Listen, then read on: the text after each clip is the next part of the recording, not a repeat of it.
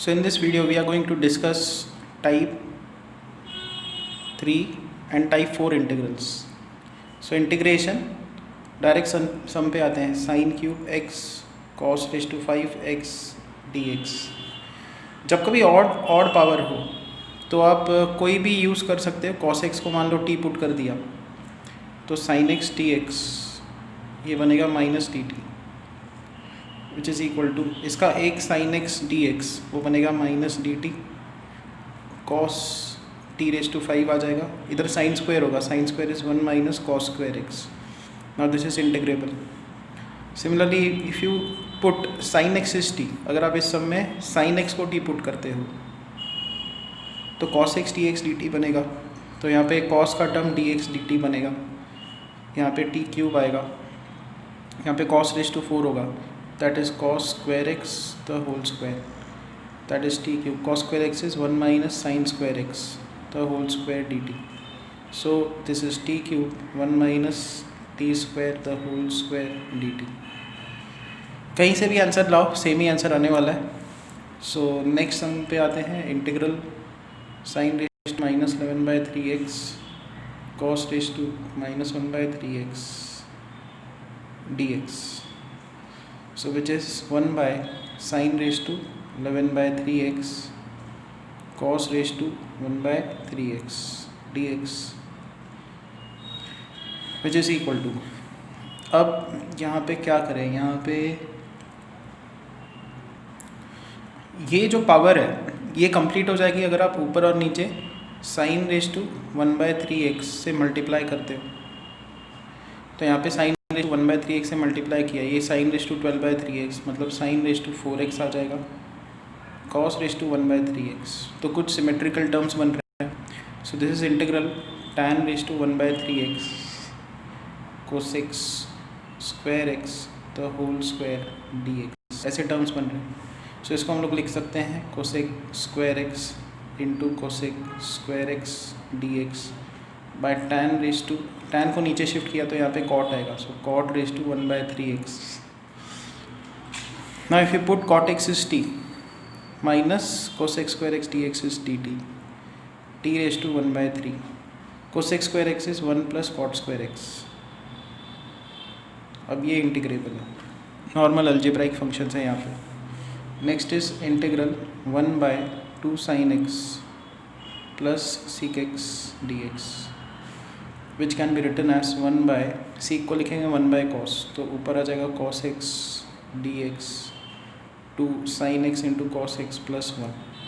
So this is integral cos x dx by 1 को लिखेंगे sine x, sine square x plus cos square x, यहाँ पे 2 sine x cos x, so sine x plus cos x the whole square.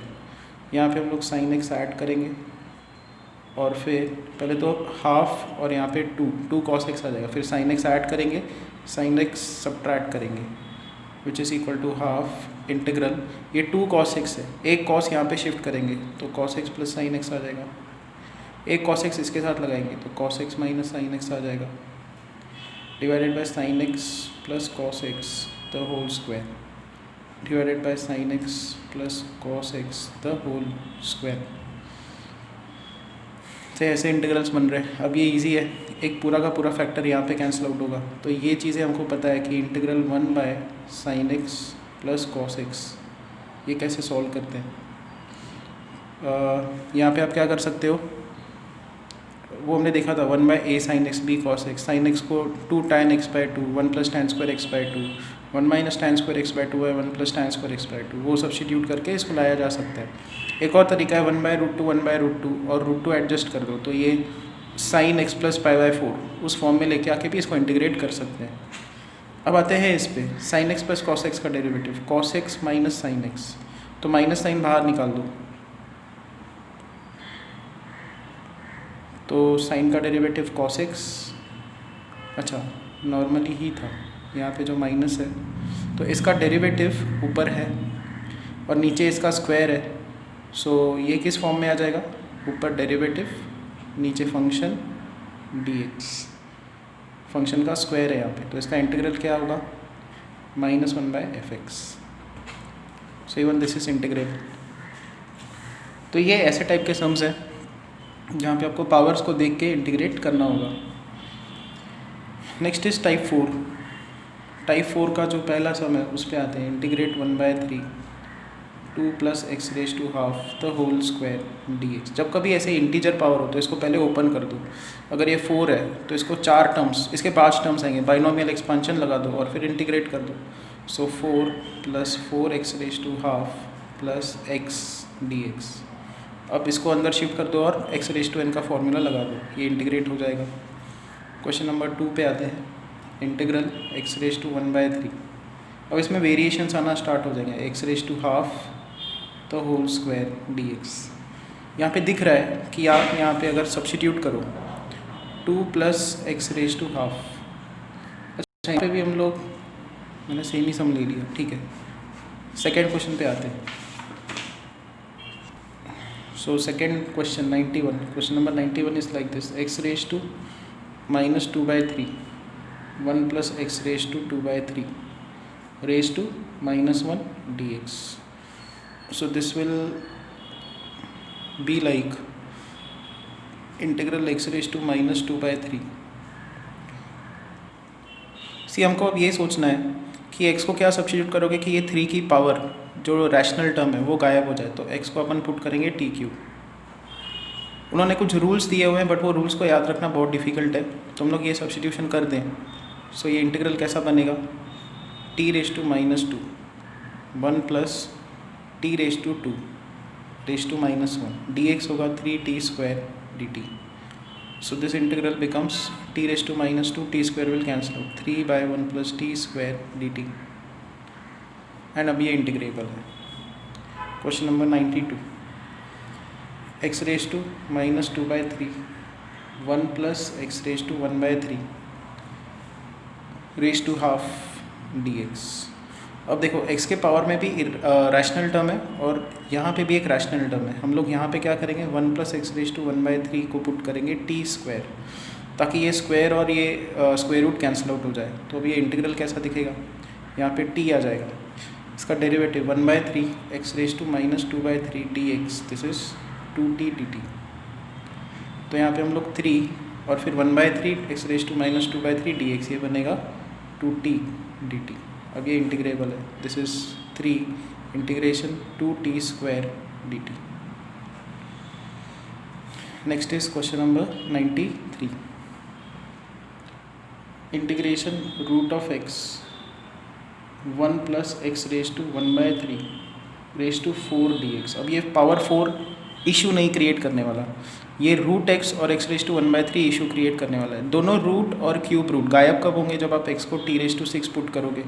So this will become t³ 1 + t² raised to 4 और dx क्या होगा? 6t⁵ dt। इस पर binomial expansion लगाई जाएगी, सबको ओपन किया जाएगा और पॉलिनोमियल फंक्शन एक बन जाएगा और फिर उसको इंटीग्रेट करना होगा, ठीक है। और फिर एंड में जाके t को बैक सब्स्टिट्यूट करना होगा। So this how you find the substitutions. पहले आपको इस पावर को भी ऑब्जर्व करना पड़ेगा, अगर इसको भी हटाना है तो इस पूरे टर्म को कुछ पुट करना पड़ेगा। बट अगर यहाँ पे इंटीजर पावर है तो ये वाला टर्म और ये वाला टर्म कब गायब हो, वैसा सब्स्टिट्यूशन आपको ढूंढना होगा। Next is question number 94। Integration x⁵ 1 + x³ raised to 2/3 dx। ये टर्म्स अपने पास दिए हुए। नाउ ये इंटीजर पावर है, कोई प्रॉब्लम नहीं है। बट यहाँ पे जो फ्रैक्शनल पावर है उसको हटाने के लिए 1 + x³ को हम लोग पुट करेंगे t³। So this will become t² dx। अभी देखो 3x² dx, ये बनेगा 3t² dt। ये दोनों टर्म्स कैंसिल आउट होंगे। नाउ x² dx, यहाँ का एक x² यहाँ पे दे दो, x² dx क्या बनेगा? t² dt। अगर एक x² यहाँ पे दिया तो यहाँ पे x³ बचा, x³ क्या है? t³ - 1। सो ये पूरा कन्वर्ट हो गया, ठीक है। उसके बाद आते हैं 94 पे।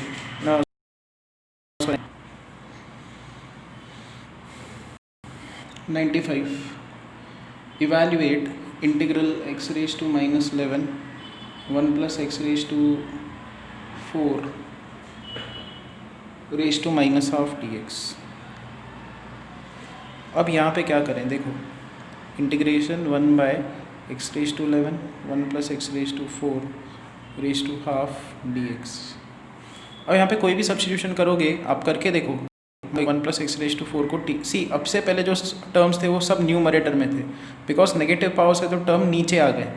ठीक है, इसमें इशू ये आता है कि अगर आप 1 + x⁻4 को पहले के जैसे t² पुट करते हो तो देखो क्या प्रॉब्लम्स आती हैं। तो 4x³ dx ये 2t dt आएगा, तो ऊपर 4x³ चाहिए यहाँ पे, तो यहाँ पे 1/4 और 4x³ dx लेके आएंगे, तो ये तो आ जाएगा t, ये पूरा टर्म बनेगा। देखो यहाँ पे x⁻11 है, सो this is 1/4 integral dt 1/t into x⁻11 को रिप्लेस कैसे करोगे, यहाँ पे तो x⁻4 है ना, तो x⁻4 अपने पास आ जाएगा t² - 1, बट x⁻11 कैसे निकालोगे यहाँ पे, तो यहाँ पे अपन जाके फर्स्ट जाते हैं।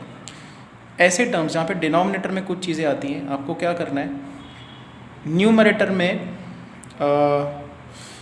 ये डिनोमिनेटर का टर्म मिल के dx के साथ dt बनना चाहिए। देखो वो कैसे होगा, आपको इस टर्म को यूज़ करना है, x⁻4 की पावर बाहर निकालो, तो x⁻4 की पावर बाहर निकाली, बाहर रूट है तो x² आ जाएगा 1 + 1/x⁻4 the whole raise to half dx, ऐसा आ जाएगा। अब ये वाला टर्म अपन t पुट करेंगे, 1 + 1/x⁻4 = t। देखो क्या होगा यहाँ पे, -4/x⁻5 dx ये dt बनेगा, तो नीचे के पावर dx के साथ dt बना रहे हैं, यही अपने को चाहिए। तो यहाँ पे आ जाएगा 1/8 x⁻8 1/x⁻8 आ जाएगा, 1/x⁻5 dx, यहाँ पे -1/4 यहाँ पे -4, ये ऐसे हम लोग एडजस्ट करेंगे अब, क्योंकि यहाँ पे 13 का पावर है ना, 13 का 8 पावर इधर लिख दिया और -4 dx नीचे x⁻5 भी अपन एडजस्ट कर देते हैं, 1 + 1/x⁻4 the whole raise to half, तो दिस इज़ -1/4, ये टर्म और ये टर्म मिलके बनेगा dt। फिर 1/x⁻8 यहाँ पे है t⁻²। नाउ x⁻8 इजीली निकाला जा सकता है यहाँ से, ये 1/x⁻8 है ना। अब देखो यहाँ पे 1/x⁻4 क्या होगा, t - 1, 1/x⁻8 क्या होगा, t - 1 द होल स्क्वायर। तो ये अपन इधर सब्स्टिट्यूट कर देते हैं, -1/4 t - 1 the whole square by t का रूट dt। अब ये इंटीग्रेबल है, इसको एक्सपांड कर दो, रूट t से डिवाइड कर दो, t के पावर्स बनेंगे and this is integrable.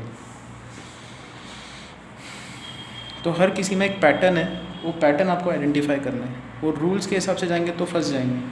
√(x) 4√(x) dx। यहाँ पे अगर मुझे दोनों रेडिकल साइंस बनाना है तो x को पुट करना होगा t⁻12, सो dx क्या बनेगा 12 t⁻11 dt, एंड यहाँ पे आएगा x⁻4 + x⁻3, so this is integral 12 × t⁻8 dt। यहाँ पे कितना आ जाएगा x + 1,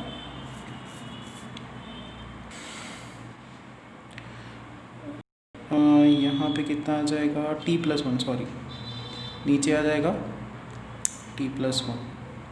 हमने x को t⁻12 पुट किया है तो √(x) होगा t⁻4, यहाँ पे आएगा t³ कॉमन निकालेंगे, ऊपर और नीचे कैंसलेशंस होंगे और ऐसा आएगा। अब हम लोग क्या करेंगे, t + 1 को y पुट करेंगे तो dt बनेगा dy, so this is dy 12, t क्या है y - 1/8 बाय y। ना दिस इज इंटीग्रेबल। इसका आप क्या लगा सकते हो, इसका बाइनोमियल एक्सपांशन लगा सकते हो, बहुत सारे टर्म्स आपको मिलेंगे, बाइनोमियल एक्सपांशन लगा के y से डिवाइड करके इसको इंटीग्रेट कर दो।